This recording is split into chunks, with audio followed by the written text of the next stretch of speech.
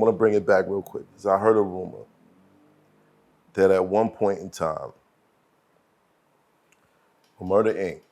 linked up with Suge Knight, Yeah. there was talks about you guys becoming A distribution. Not just Suge, it was Jay Prince. Jay Prince also. Yeah. I seen things where they mentioned Dame. It wasn't Dame. It was Irv with myself, Suge, and Jay Prince.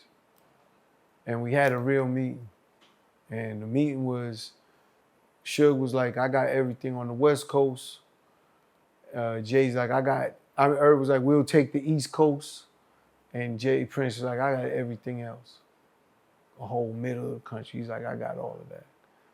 And the idea was to start a union and create distribution for the artists and get money from these labels, budgets that they have when they sign, make them like force the labels to put into this to create insurance and everything for all of that shit for artists. You know. What happened? The feds came in. You know, Jay Prince said it in his book, I believe. He was like, he's the only one that escaped that Fed pressure. They came in right after we started talking that shit. They ain't with that. I believe that. You know, they hear everything we talk and they know everything. They know everything. Right. Don't ever think they don't know something. They know everything. That's why when they, let's say they picked me and Irv, they thought for sure we would just roll over. We're doing over $200+ million a year in our height. Like we're doing almost 240. It's crazy. What did they want from y'all? They wanted us to tell on Preem. That's it. And that was it. They offered us 3 deals. The first deal was a year apiece. We're facing 20 and they come back with a year. They're breaking federal guidelines just to do that. And they was like, you could go first, then he could go. This way the business never stops. So they're thinking business. That's what they said out their mouth. The business will never stop. You go 1 year, and when your year is up, he could go in, and you come home, and you go. This way it never stops. One of you here to run the business. That was their first offer to us. The next one was 6 months. The last one was no jail time. How many of y'all would have took that? Facing 20 against the feds. I tell my lawyer, Shagel, I said, fuck out of here. I said, tell these niggas stop playing, let's set a date. Shagel says, wait, Chris. They're sitting at the table with us. I said, wait, Chris, hold on. He says, can I talk to my client? And I looked at him because I'm like, why are you talking like what you saying? So we go outside. He said, Chris, as much as I know you're innocent, I can't assure you that 12 people in this system will say you're not guilty. I said, but Jerry, you want me to say something about Preem? What, you want me to lie? I'm not going to lie to just get a nigga to get myself out. So I said, if God has it for me and Irv to fight this shit from inside out, then so be it. Right. He started crying. He looked at me and started crying. He said, okay. He said, I'm going to fight my ass off for you. And we went back in and he said, let's get a date. And that's how we got our trial started. But it's just not in my moral creed or Irv's. It wasn't in our moral creed to even think that I'm going to tell on you just to save me. Save me. Right. Preem, in the 80s, I knew of Preem. See, this is what I had to, I'm from Hollis. So you always have to explain, because Hollis and Southside don't get it. We don't fuck with each other. My whole adolescent years, I fought niggas from Southside. Right. So Preem is the king of Southside. So when we started fucking with all my Hollis niggas, how you fucking with this nigga? I'm like, he's a good dude. Right. That's how. You know, he started meeting up with Irv and everything. Irv would call me like, yo, Preem is here. But why is Irv calling me? Because he don't know what's going to happen. It's the king of Southside. Right. You know what I'm saying? And but every time Irv was like, yo, it was all good. The nigga was good. Yo, it was cool. He asked me, can I make a movie? All this shit, you know? So Preem had ideas. And he got next to Irv. And him and Irv became real good friends. It wasn't me first. It was Irv and Preem. And, you know, I told Preem all types of crazy shit with him and me. So when me and him got like that afterwards. But that's the 80s. He comes home in a halfway house in the 90s. We meet him then. So we built our relationship from then till present day. You know, I talk to homie all the time now. You know what I'm saying? Right. But at the end of the day, from then till now, it's like, I didn't know him when he was supreme of the supreme team. Right. When I met him, he already finished that. That was over. So I can't tell you of anything but what I seen. And that's what I'm trying to explain to the feds or my lawyer. Like, I don't see that man do nothing but help. He only helped us. How did he help? Like I said, every street nigga was on our back. Now we dealt with some, and then some he told them, yo, they with me. And they fucking respect. You know what I'm saying? Right. He helped me, be careful of this nigga over here.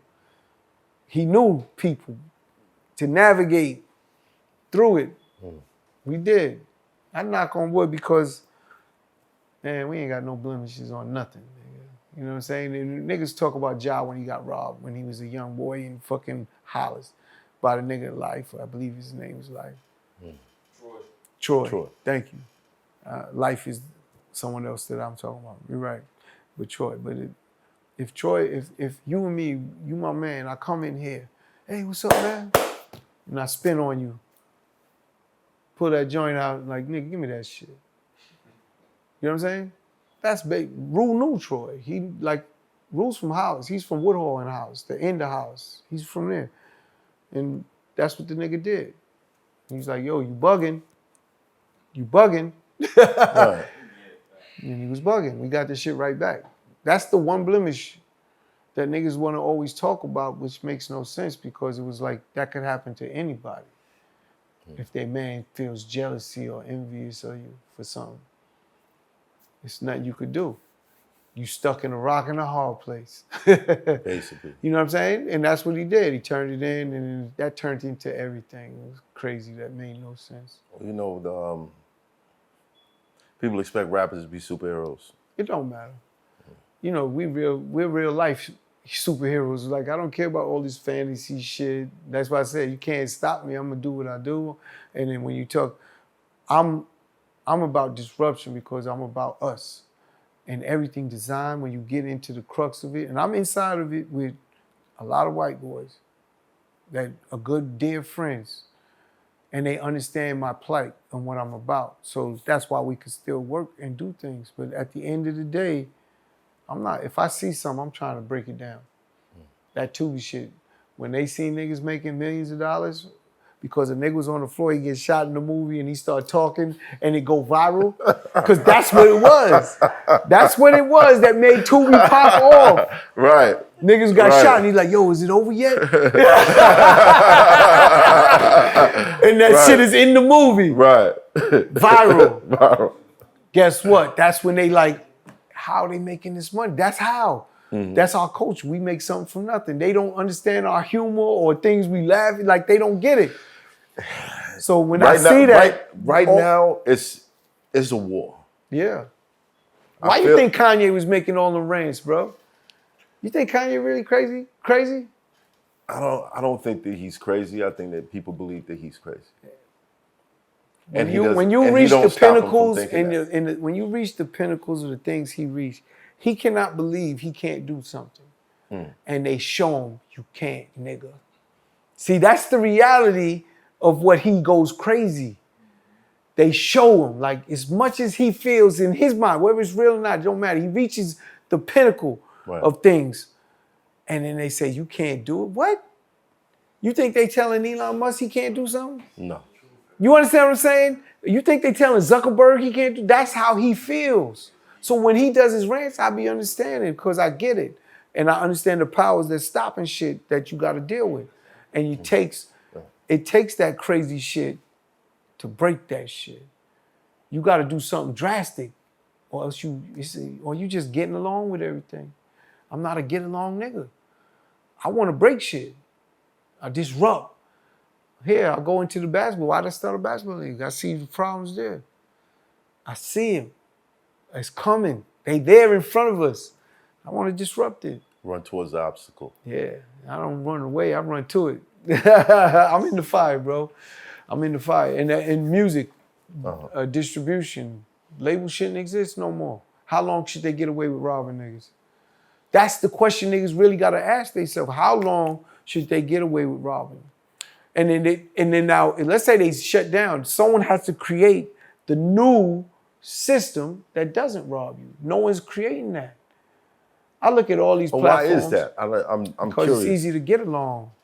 It's easy to get along. It's hard, yo. I get rejected and turned down for everything, and I watch other niggas get accepted because they accept things that I won't. You understand what I'm saying? And it's cool. I don't knock you. That's who you are.